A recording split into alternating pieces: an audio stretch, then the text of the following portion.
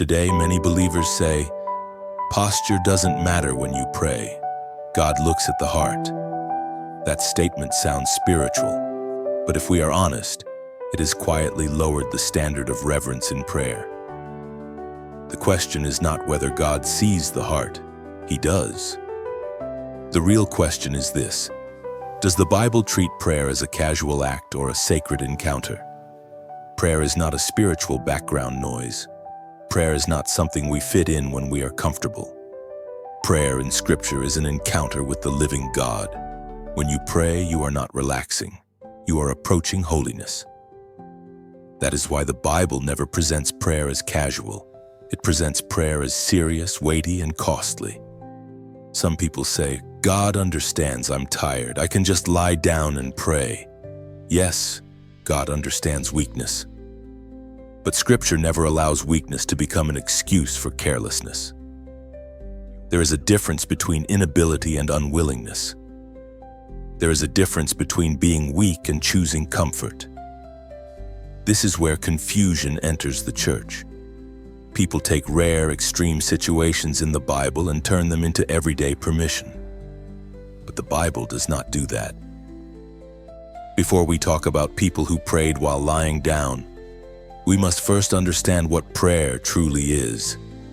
Because if prayer is merely talking, posture may seem irrelevant. But if prayer is a meeting with the Holy God, then how we come matters. 2. What is prayer and why reverence matters? Before we talk about posture, we must understand one foundational truth. Prayer is not casual conversation. In Scripture, prayer is approaching the presence of a holy God. That is why prayer is always connected to reverence. Prayer is not about informing God. He already knows. Prayer is about placing the soul under God's authority. When a person truly understands who God is, their approach changes. They do not ask, what is the easiest way to pray? They ask, how should I come before a holy God? This is why the Bible consistently shows prayer together with humbling oneself, kneeling, bowing, falling face down. The body does not replace the heart, but the body reveals the heart. When the body lowers, the soul is declaring, you are God, I am not. That is reverence. Reverence is not fear that drives us away. It is awareness that draws us near carefully. When reverence is lost, prayer becomes familiar.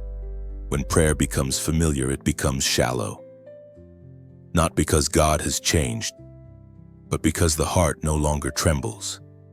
This is why posture matters, not as a rule, not as a formula, but as a response. Kneeling does not make prayer holy, but a reverent heart naturally humbles the body. Biblical prayer was never built around comfort.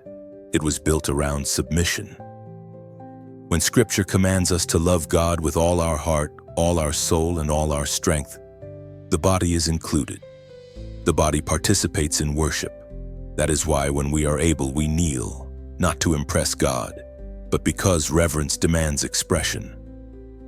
3. Why the Bible emphasizes kneeling and bowing in Scripture. Kneeling is never presented as a ritual to impress God. It is presented as a natural response to His holiness. When people encounter God in the Bible, their bodies respond before their mouths do. They kneel, they bow, they fall face down. Not because they were told to, but because they understood who was before them. Kneeling does not earn God's attention, but kneeling trains the soul to remember its place. The Bible repeatedly shows this pattern. When God's presence is recognized, the body lowers. This is important. Because kneeling is not first about posture, it is about direction. The body moves downward, the heart moves upward toward God. That is why kneeling has always been associated with humility, repentance, dependence, surrender. Standing keeps control, kneeling releases it. This is also why kneeling is uncomfortable, and that discomfort matters. Because true prayer is not meant to preserve comfort, it is meant to break pride. When someone says, I don't need to kneel, God knows my heart. The question is not whether God knows the heart. The question is whether the heart is willing to humble itself. Kneeling is not about God's ego. It is about the soul's posture. And when the soul is truly reverent, the body follows. 4. King Hezekiah. Lying down because he was dying, not because it was easy. Many people point to King Hezekiah to argue that praying while lying down is acceptable. But Scripture is very clear about why Hezekiah prayed that way. He was not resting. He was not relaxing. He was dying. The prophet Isaiah came to him and said, "Put your house in order because you are going to die. You will not recover." Hezekiah was so sick that he could not stand. He could not kneel. His body had reached its limit. So he turned his face to the wall and prayed from a bed of sickness. This was not a prayer of convenience. It was a prayer of total helplessness. And God, in His mercy, heard him. But notice this carefully. Hezekiah's posture was not chosen. It was forced by his condition. The Bible is not teaching us a preferred posture here. It is showing us God's compassion toward a man who had no physical strength left. To use Hezekiah's situation to justify praying while lying down when you are healthy is to ignore the entire context of the passage. Hezekiah's story does not lower the standard of reverence. It reveals God's mercy when reverence can no longer be physically expressed.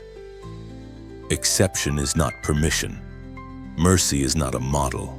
God met Hezekiah where he was because he could not rise. But Scripture never turns that moment into a pattern for those who can. 5. Jacob. Leaning on a staff because his strength was gone. Some people point to Jacob and say, "See? He didn't kneel, posture doesn't matter." But again, Scripture is clear about the context. Jacob worshipped at the end of his life. His body was weak. His strength was nearly gone. He leaned on his staff because he needed support just to stand. This was not comfort, this was frailty. Jacob was not choosing an easy posture. He was offering what little strength remained. Earlier in life, Jacob's prayer looked very different. He wrestled, he wept, he clung to God and said, "I will not let you go unless you bless me." Jacob did not reduce worship to fit his comfort. He adjusted his posture because his body could no longer give more. Scripture is not teaching us to pray comfortably. It is teaching us to pray faithfully, even when the body is failing. To use Jacob to justify relaxed prayer while we are healthy is to reverse the meaning of his story. Jacob's example raises the standard. It does not lower it. 6. David. On his bed because his soul could not rest. Some people point to David and say David prayed on his bed, so posture doesn't matter. But Scripture must be read honestly. David did not describe a preferred posture, he described a moment. He wrote, "On my bed I remember you, I meditate on you through the watches of the night." This was not comfort, this was sleeplessness. These were nights when David could not sleep because his soul was heavy before God. David's bed was not a place of ease, it was a place of conviction, repentance, and longing. If we look at David's life as a whole, his normal posture in prayer was very clear. David kneeled, fasted, wept, lay face down before the Lord. He humbled himself deeply before God. So the bed was never his standard altar. It was the place where his soul stayed awake when his body was exhausted. David is not teaching us to pray comfortably. He is showing us that a reverent soul cannot rest, even when the body lies down. Using David to justify relaxed prayer is not faithful to Scripture. David's example does not say, posture doesn't matter. It says, when the heart truly fears God, even the bed becomes a place of trembling. 7. What did Jesus Christ teach about prayer? Jesus never treated prayer as casual. When he taught about prayer, he always pointed people away from comfort and toward devotion. Jesus said, "You shall love the Lord your God with all your heart, with all your soul, and with all your strength. Prayer, according to Jesus, involves the whole person, not just the mind, not just the words, but the body as well. Jesus also said, when you pray, go into your room, close the door, and pray to your Father who is unseen. This was not an invitation to relax. It was a call to separation, focus, and seriousness. Jesus was removing distraction, not lowering reverence.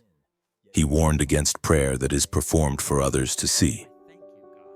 Do not be like the hypocrites, for they love to pray standing in the synagogues and on the street corners to be seen by others. Notice carefully. Jesus did not criticize standing. He criticized showing off. He was correcting the motive, not encouraging carelessness. And then we look at how Jesus himself prayed. In the Garden of Gethsemane, Scripture says he fell with his face to the ground and prayed. This was the moment of deepest agony, the moment of total surrender. Jesus did not recline. He did not seek ease. He fell down before the Father. Jesus did not only teach prayer with words, he taught prayer with his posture. Every time Scripture reveals Jesus praying seriously, it shows humility, withdrawal, and physical submission. Jesus never asked, "What is the easiest way to pray?" He lived out this truth.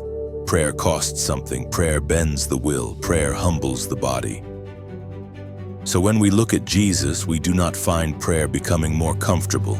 We find prayer becoming more demanding and more holy. 8. When is praying while lying down actually biblical? The Bible is not extreme. It is clear and balanced. There are moments when praying while lying down is right before God. But those moments are exceptions, not habits.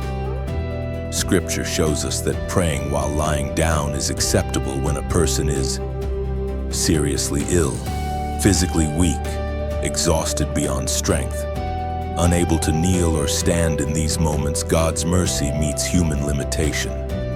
God does not reject a prayer because a body can no longer move.